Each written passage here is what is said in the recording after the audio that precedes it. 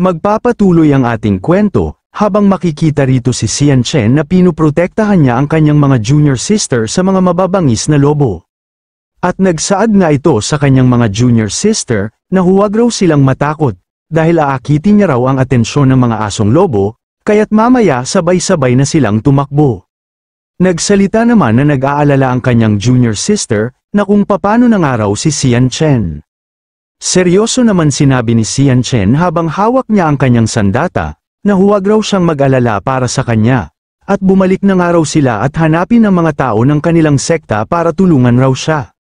Kasunod nun, umatake na si Xian Chen ng isang slashing attack patungo sa asong askal. Kasabay nun, natamaan naman ang asong lobo sa bandang ulo nito, at kasabay din nun, nakuha naman niya ang atensyon ng mga ito.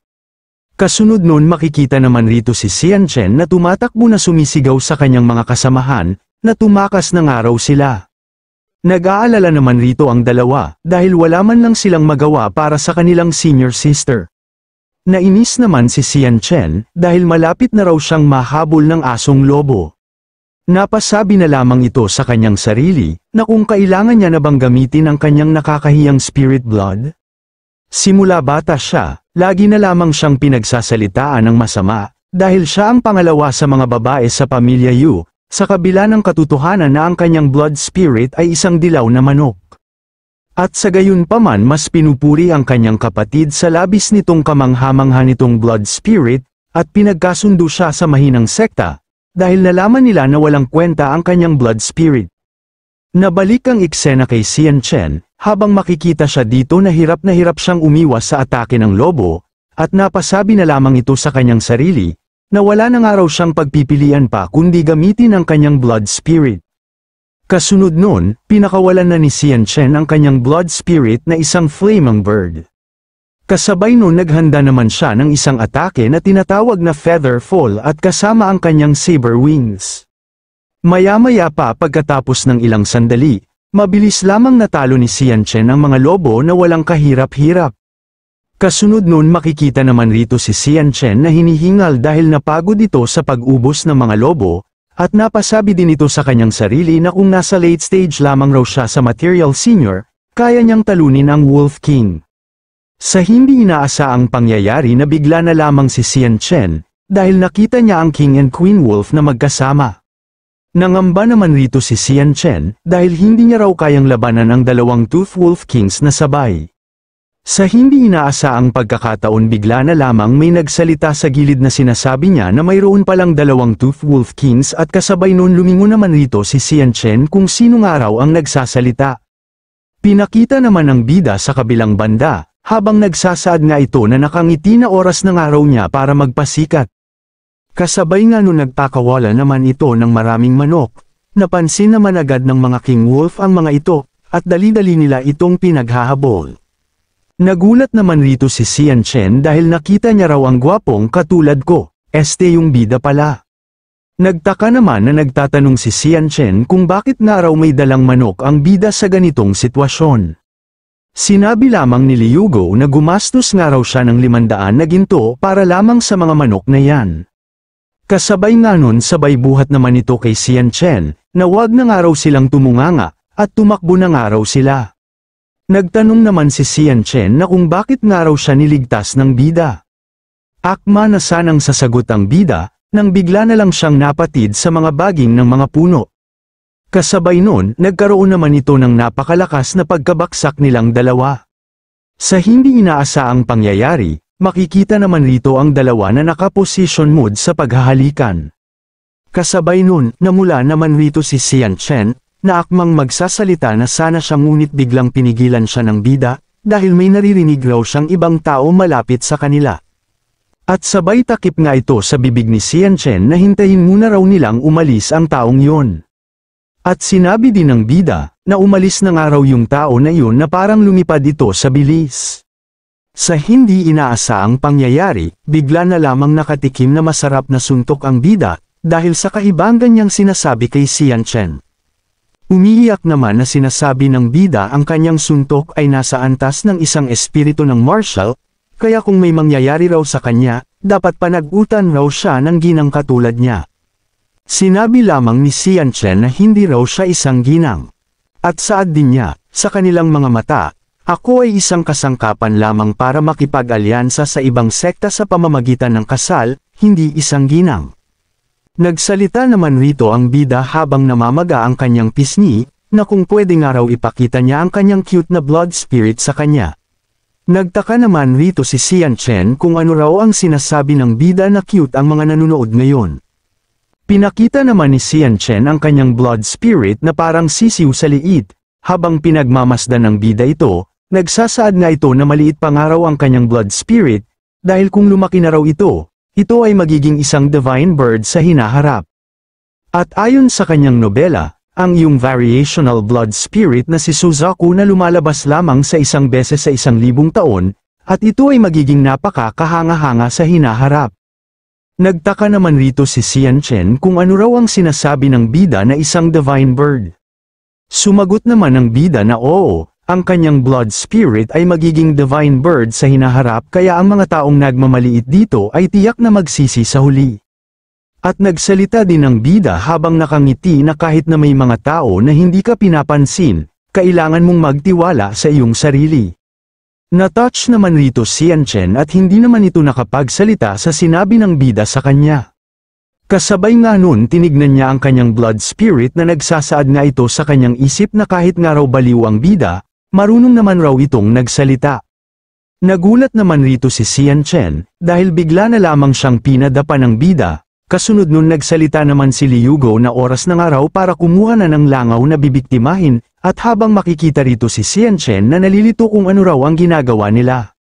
Sa kabilang dako, makikita rito ang mga manyakol na nahihirapan makipaglaban sa dambuhalang Scorpion King, na kailangan na nga raw nilang tumakbo dahil hindi nila ito matatalo ng sabay-sabay. At tumakbo na nga raw sila ng napakabilis, para hindi daw sila mapaslang.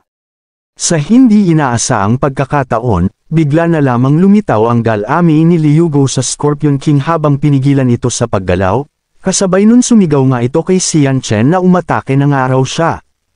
Umatake naman si Xian Chen ng kanyang Essence Sword Art. Kasabay nun, sa mabilis na pangyayari, mabilis lamang nawala ng buhay ang Scorpion King sa pamamagitan lamang ng isang atake. At makikita naman rito ang tatlong manyakol na may puso sa kanilang mga mata. Kasunod nun, nagsalita naman si Xian Chen na kung ito na ba ang sinasabi ng bida na langaw. Kasabay nun, dali-dali namang pumunta ang isang babae patungo sa bida, at nagsasaad nga ito na kung taga-genuine essence sect ba nga raw ang bida, dahil ang gwapo nga raw niya at ang astig pa, at dagdag din niya na kung hindi raw dumating ang bida sa kanila, matagal na nga raw silang napaslang. Nahiya naman na sumagot si Liu Go na ayos lang raw yun. Kasunod nun nagalit naman si Xian Chen na binabanggit ang pangalan ni Liu Go, na wag nga raw maglandi ang bida sa iba. Nagsalita naman ang babae na akala niya siya si Ye Qiong na nakilala niya kamakailan lang. Galit naman na nagsasaad si Xian Chen na si Liu Go ay ang asawa ng househead ng Nolan City na si Nolan Meng, at sinabi din niya sa babae na wag nga itong masyadong nagpapasikat, at makikita naman rito ang bida na disappointed dahil masyado raw famous si Ye Qiong sa mundong ito. Nagsalita naman ulit ang babae habang nilalagay niya ang kanyang kamay sa balikat ng bida, at nagsasaad nga ito, na imposible ang taong yun ay isang walang kwenta. Inalis naman ng bida ang kamay ng babae, habang nagtatanong ito na kung may sama nga ba ng loob siya sa kanya o kay Ye Qiong. At sinabi din ng bida, habang nakikita rito ang kamay ng babae na mayroong controlling bug, na wag na nga raw subukan ng babae na maglaro sa kanya na pambatang laro, nagulat naman rito ang babae na kung papano raw nalaman ng bida ang kanyang binabalak gawin. Nilabas naman ni Xian Chen ang kanyang sandata na nagsasaad nga ito na nagagalit dahil niligtas niya ng araw ang babae, ganun pa raw ang gagawin nila sa kanila. Nagsalita naman ang bida na uminahon na muna si Xian Chen. At nagsaad nga din ito sa babae sa totoo lang, marami raw silang napag-usapan ng Poison King tungkol sa kulto ng voodoo nang nag-iinuman raw sila. Nagsalita naman ang babae habang nililihis niya ang kanyang paningin sa bida na kung totoo nga raw ba ang sinasabi ng bida. Sinabi din ng babae na kung sinabi nga raw ng bida na kilala niya ang Poison King, dapat kanina pa nga raw niya sinabi, at sabay nagpakilala nga ito bilang Wu Zinjer.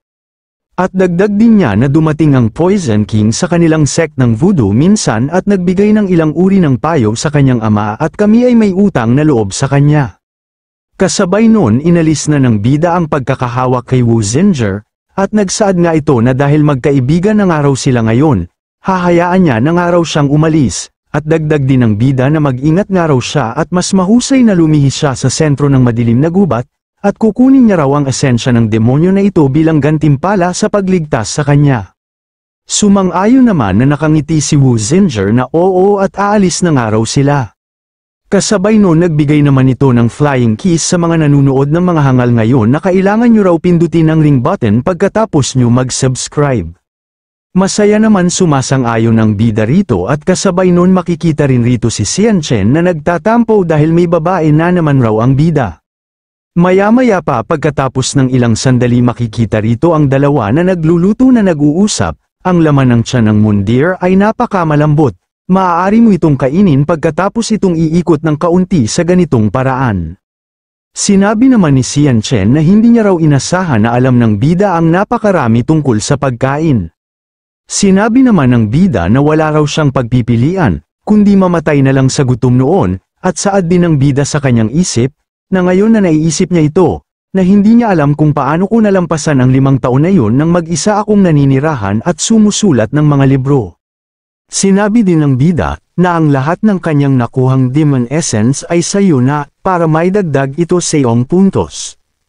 Nagtanong naman si Xian Chen kung ano talaga ang layunin ng bida dito sa Dark Forest, dahil nakaramdam siya ng kakaiba ng kami ay nasa Spirit Snake Mountain, at nagtanong din ito kung paano niya nalaman ang tungkol sa Dragon King, at pagkatapos pumasok sa Mason Scene at Dark Forest, hindi mo na alintana ang diwa ng mahalagang damo.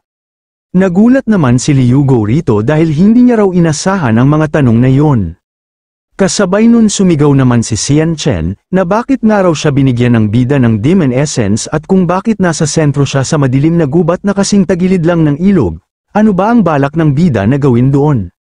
Sumagot naman na pinagpapawisan ang bida, na mayroon raw siyang ibang layunin, ngunit makatitiyak ka na mayroon akong higit pang Demon Essence kaysa sa kinakailangan para sa iyong sekta at hindi ito makakaapekto sa iyo. At saad din ng bida sa kanyang isip na kalimutan niya raw ang karakter ni Yun Xian Chen ay magkapareho sa kay Ye Qiong, at Xian Chen ay talagang matalino. Kasabay nun nagdilim naman ang pagmumukha ni Xian Chen at sabay iyak naman ito sa bida, na nagsasaad nga ito na nag-aalala raw siya sa kanya. Nagpapanik naman rito ang bida na wag na nga raw umiyak si Xian Chen, nagsalita naman si Xian Chen hindi na raw siya iiyak ngunit kailangan ng bida sabihin lahat sa kanya. Napasabi na lamang ang bida sa kanyang sarili na dapat sana'y inasahan ko ito nang kunin ko ang pagkakataon ni Ye Qiong na makasama si Yun Xian Chen ng mag-isa, at nagdalawang isip naman ang bida kung sasabihin niya nga raw o hindi. Wala na lamang nagawa rito ang bida kundi ang sumang-ayon, ngunit ang kanyang iniisip na ayos lang raw na sabihin niya kay Xian Chen ang lahat, na magiging ayos naman ito dahil may system naman siyang ginagamit. Sa hindi inaasaang pangyayari bigla na lamang may nagsalita na nilalang sa kanila na wag na nga raw silang maging sweet sa 10 oras ng gabi, dahil maraming maiinggit na nanunood na single dyan. Kasabay nun pinalibutan naman sila ng mga taga-Blood Rob sect. Nagulat naman rito ang bida kung bakit nga raw nandito sila. Nagsalita naman na nagagalit si Ye Qiong na dati nagduda raw siya, pero ngayon mukhang talagang nagkakilala kayo. At napamura rin siya sa bida, na ano raw ginawa niya kay Xian Chen kung bakit ito umiiyak ngayon, at kahit kailan hindi ko nakitang umiiyak siya. Nagtanong naman si Xian Chen, kung bakit kasama ni Ye Qiong ang mga taga-Blood Rob sect. Sagot naman ng bida kay Xian Chen na malinaw naman na nakikita mo, na ipinagkanulo niya ang Genuine Essence sect at nagpasya siyang patayin ako kasama ang mga tao ng Blood Robe sect. Kasabay nun, pag-alit naman tinuturo si Liu Go ni Zunini, na siya raw ang pumatay ng kanyang kapatid kaya't sa ngayon gabi ay mapapaslang siya. Nagsalita naman si Liu Go na wag raw siyang maniwala kay Ye Qiong, dahil kaya niyang patunayan na inosente siya. Nagsalita naman si Ye Qiong na pumapalakpak, dahil sinabi mo din yan sa isang traidor. At swerte naman nakita ko siyang niloloko si Zunini para sa iyo at pinatay ko siya agad. Nagulat naman si Liugo rito at nagtanong kung bakit nga raw niya pinatay si Kei Chenshan. Sinabi naman ng hangal na bilang son-in-law ng Blood Robe Sect, natural lang sa kanya na patayin ang isang taksil. At sabay sipa nga ito ng lata, ang lata sa kamay ni Kei Chenshan ay galing sa'yo, di ba? Ito ang ebidensya, ano ang maaari mong ipaglaban para sa iyong sarili. Sinalo naman ng bida ang lata, at kasabay no nagsalita naman si Xian Chen kung totoo nga bang pinagtaksilan mo ang ating sekta? Seryoso naman sinabi ng hangal na binibigyan niya ba raw siya ng magandang pagtrato, bukod pa dyan, karapat dapat raw siya dito kaya nga lang ayaw ni Zeman sa kanya dahil dito. Ayaw niya sa akin dahil isa akong sibilyan pero henyo sa martial arts at nalalampasan siya. At saad din niya na naisip niya na raw ang tungkol dito, at siya ay hindi tinatanggap sa Genuine Essence Sect, kaya bakit pa nga raw siya mananatili doon. Kaya sa ganon, ibabalik niya ang lahat ng nawala sa kanya na paunti-unti. Napasabi na lamang ang bida sa kanyang sarili, na hindi niya raw inasahan na mamamatay si Kei Chenshan ngayon, talagang wala na akong ibang paraan para harapin ang Blood Robe Sect, at saad din niya na mahihirapan siya sa kanyang sitwasyon dahil naisama niya pa si Zhu Nini para pagkaisahan siya. Ngunit sa hindi inaasaang pagkakataon bigla na lamang lumitaw sa eksena si Zeman na nagsasaad nga ito kay Ye Qiong na ayaw niya raw sa kanya, pero palagi niya raw siyang tinitratong bilang nakababatang kapatid, at dagdag din niya, na itanong mo din sa iyong sarili ngayon kung tama nga ba ang pinaggagawa mo ngayon. Kasabay no nagdilim naman ang pagmumukha ni Zeman, habang naghahanda na nga itong umatake. At nagagalit din ito dahil alam naman ni Ye Qiong na may nararamdaman ito para kay Zhu Nini. Gayunpaman, siya ay nanatili sa kanya sa buong araw. Kasabay nun umatake naman si Zeman ng buong lakas niya, para mapaslang lamang ang taksil na si Ye Qiong, kaya mga kahangal wag mang-agaw ng may jowa dyan, kundi mapapaslang kayo. Ngumisi naman ng parang demonyo ang hangal na wala raw siyang pakialam sa kanya, dahil hindi naman raw siya karapat-dapat sa katulad niyang basura. At nagsaad din ito, nahahayaan kong wakasan ang iyong mga pangarap sa pamamagitan ng lihim na sining ng Blood Robe Sect. Kasabay nga no naghanda naman ang hangal na sabayan ang atake ni Zeman sa pamamagitan ng kanyang bakulaw na Blood Spirit. Sa hindi inaasaang pangyayari, natamaan naman rito si Zeman ng selidong suntok sa sikmura. Kasabay nga nun tumilapon naman si Zeman ng napakalayo. Kasunod nun dali-dali naman pumunta rito si Liugo at Xian Chen para alalayan si Zeman sa kanyang natanggap na pinsala sa hangal. Nagsaad naman si Zeman na hindi niya raw nararamdaman ang kanyang chi.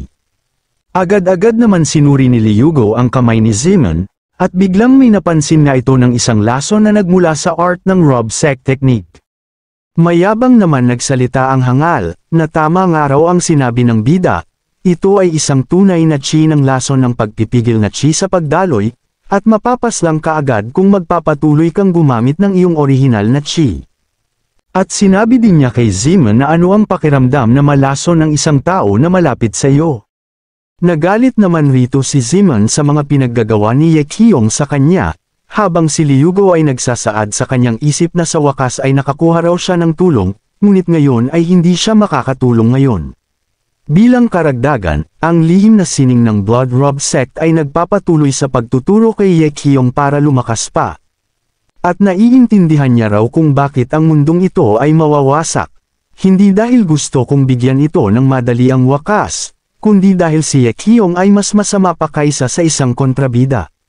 Kasabay nga nun pinitik na ni Liugo ang kanyang kamay para magbigay ng signal kay Robert na umatake sa kalaban, dahil wala na nga itong pagpipilian pa na gawin. Kasunod nun, agad-agad naman napansin ni Ye Qiong ang paparating na atake, at madali lamang niya itong nasangga sa pamamagitan ng kanyang barrier. Kasabay nga nun lumabas naman si Robert na nagsasaad nga ito sa bida na kung bakit lagi na lang ito naghahanap ng atensyon sa iyo. Kasunod nun napasaad naman ang bida sa kanyang isip na tulad ng kanyang inaasahan, ang Twining Soft Blade ay hindi kayang makipagsabayan sa Blood Devil Art. Nagsalita naman ang patay gutom na hangal kay Robert na siya raw ay kabilang sa 10 Kings. Ngunit bakit ka napaniwala ng hangal na yan, hindi mo ba ginagamit ang iyong utak? Nagalit naman rito si Robert, siya raw ay kakaiba sa kanila, At ikaw ang palaging nagkakamali sa kanya dahil sa iyong hindi tamang pag-iisip. Kasabay nun pinapahinaon naman siya ni Liugo na kumalma-nga-lang raw siya. Sinabi naman ni Robert habang naghahanda na nga ito na bugbugin ang patay gutom na hangal, na siya na nga raw ang bahala na tapusin siya. Akma na sanang susugod si Robert nang biglang pinigilan siya ni Liugo. Nagtaka naman rito si Robert kung ano nga raw ang ibig sabihin ng bida. Sumagot naman ang bida na siya na nga raw ang bahala. Kasabay nun tinutok naman niya ang kanyang sandata kay Ye Kyong na nagsasaad nga ito na hayaan na nga raw nila ang kanyang mga kasamahan na umalis, dahil siya naman talaga ang kanilang sadya. Nagsalita naman na nag-aalala si Sian Chen kung ano raw sinasabi ni Liugo na nonsense, at sasama nga raw siya sa kanya at wag nga raw siyang iwan nito. Sa hindi inaasaang pangyayari bigla niya na lamang pinatulog si Sian Chen. Kasunod nun nagsalita naman ang bida sa kanila na maniwala nga raw sila sa kanya dahil ayaw raw ng bida na masaktan kayo kapag nakipaglaban ka sa kanila. Pakiusap, magmadali raw at isama si Sian Chen at Ziman. Sumang-ayon naman rito si Robert na oo dahil may tiwala raw siya sa kanya at maging matatag raw ang bida dahil babalik raw siya at hihingi ng tulong sa iba. Pagkatapos ng isang sandali, makikita rito ang mga kasamahan ni Liugo na umaalis na, at makikita rin rito ang hangal na nagagalit, kasabay nun umatake naman ang hangal na hindi niya raw nahahayaan na makatakas sila. Madali lamang napigilan ng bida ang atake ng hangal sa pamamagitan ng kanyang legendary blood spirit na nagmula pa sa ancient time, at nagsasaad nga ito na hindi niya raw hahayaan na mapigilan sila kahit pa ang buhay niya ang magiging kapalit.